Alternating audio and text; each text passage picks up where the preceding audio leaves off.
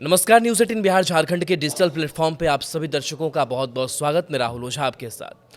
अमेरिकी राष्ट्रपति Donald Trump ने रविवार को एनबीसी न्यूज़ को दिए टेलीफोनिक इंटरव्यू में कहा कि वो रूसी राष्ट्रपति पुतिन से काफ़ी नाराज़ हैं। ट्रंप ने कहा कि पुतिन ने यूक्रेनी राष्ट्रपति जेलेंस्की की लीडरशिप की आलोचना की थी, यह मुझे पसंद नहीं आई।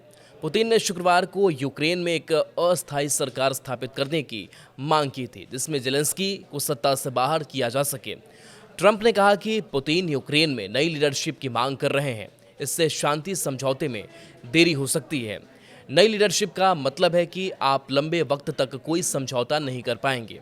उन्होंने कहा कि रूस पर प्रतिबंधों में बढ़त करने का मतलब यह होगा कि अगर आप रूस से तेल खरीदते हैं तो आप अमेरिका में व्यापार नहीं कर सकते।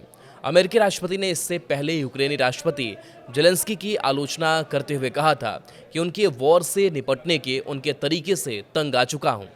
ट्रंप ने नए चुनाव कराने में नाकाम रहने पर जेलेंस्की को तानाशाह कहा था। यह सामान्य टैरिफ से अलग है। सामान्य टैरिफ में अमेरिका सीधे रूस में आने वाले सामान पर शुल्क लगाता है, लेकिन चूंकि अमेरिका पहले से ही रूस से बहुत कम आयात करता है, 2022 से रूसी तेल का आयात बंद है, इसलिए सीधे टैरिफ का असर सीमित होता।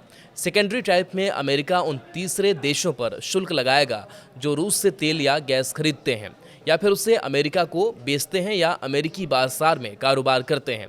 रूस बीते 3 साल में यूक्रेन का लगभग 20% हिस्सा यानी 1,13,000 वर्ग किलोमीटर इलाका हथिया चुका है। रूस के कुर्स्क इलाके में दोनों सेनाओं में संघर्ष जारी है।